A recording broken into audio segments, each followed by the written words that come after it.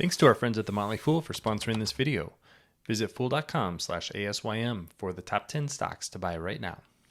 Has Mark Zuckerberg done it again? He copied Snapchat, he copied a lot of the features of TikTok, acquired WhatsApp, and now it appears that he's going after Twitter with Threads. This could be the fastest growing product in the history of technology. In fact, I think it already is. And by the time you see this, Threads will probably be over 100 million users just a handful of days after it was launched.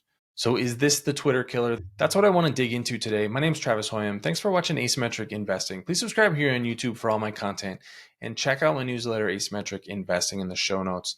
And I want to show the pace of growth that Threads has had. This is an article from 9to5Mac, and it shows the pace of growth of Threads, the user base approaching 100 million, 97 million at their last count. I'm recording this late on Sunday night, and I have not seen any reports that Threads has passed 100 million users, but by Monday morning, that will likely be the case. Now, if you're not familiar with Threads, it's basically a Twitter clone, but what Meta Platforms, who launched the app, did was they really allowed people to port over their Instagram social graph. So your Threads account is actually connected to your Instagram account. One of the ironies is you can't delete one without deleting the other. So that really supercharged the growth of the app. But the interesting dynamic here is that while this is a Twitter clone, this is trying to be a text-based app. What you have is a lot of users who are coming from Instagram, who got really popular on Instagram, know how to post there. A lot of the people who had a lot of success on Twitter have not been seeing the same kind of traction on Threads. And obviously you can't pull your social graph from Twitter into Threads. And therein lies the challenge for Threads. If you're just going to be a text-based version of Instagram, well, that might be great, but you're not going to necessarily pull Twitter users from Twitter onto this new app. You're just going to pull your existing users onto a different app. Now, that's something that Meta has experienced with in the past. That was one of the successes of Instagram, was after they acquired that company, they were able to pull some of the information from Facebook and now have two very successful apps. But trying to pull users from a different app is a different story. One of the history lessons that we can have here is that Snapchat was an extremely fast growing social network, had a lot of different features from what Facebook and Instagram did. And when Meta Platforms and Facebook copied some of those features, it really stunted the growth of Snapchat. But Snapchat still has a lot of users today. A lot of the people who grew up on Snapchat didn't just give it up because Facebook or Instagram copied those features. I think the same thing could be the case for Twitter. If you're a Twitter user today, are you going to move to a new platform that is a little bit like Instagram? Maybe if it's a better experience and if everybody else moves.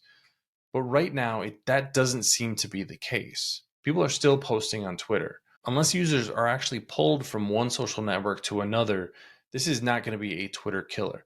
Now, the one caveat that I will put in place here is I don't think we've seen a lot of the features in Threads that we will ultimately see. There's no direct messaging.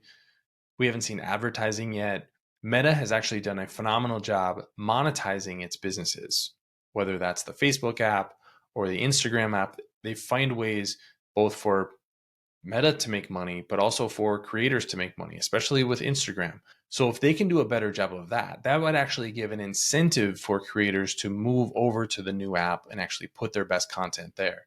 That's something that Twitter has struggled with for a very long time. And even Elon Musk has tweeted to very big accounts like Mr. Beast saying, hey, if you post videos here, we will monetize better than YouTube. And that simply has not been the case at all.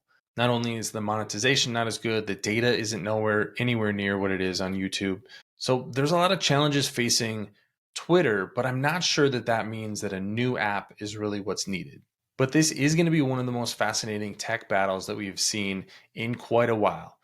This is clearly one of the fastest growing new apps that we've ever had. Should be 100 million users by the time you see this.